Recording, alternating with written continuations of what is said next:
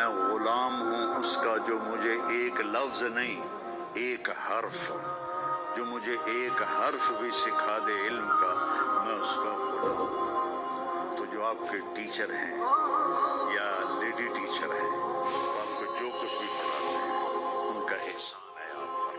آپ ان کو عزت دیں، ان کو احترام دیں، ان میں سے کوئی دعا دے گا آپ کا کام بن جائے گا۔ تو میں اسکول میں تو دعائیں لے نہ سکا استادوں کی، لیکن جب میں مدرسے میں داخل ہوا تو میں نے اپنے سارے استادوں کی دعا لی ہوئی ہے، ان کی عزت اور ان کے احترام سے۔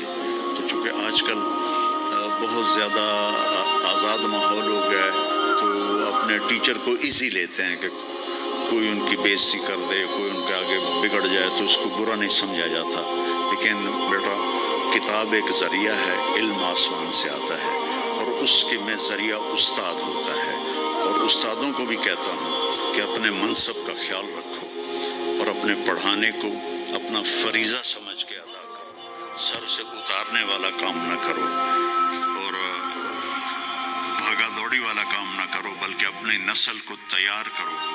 جس دن ہم اپنا علم یہیں سے حاصل کریں گے اور باہر یورپ جانے کی بجائے اپنے ملک میں ہمیں اپنا علم ملے گا، تو پھر ہماری عزت کا دور شروع ہو جائے گا۔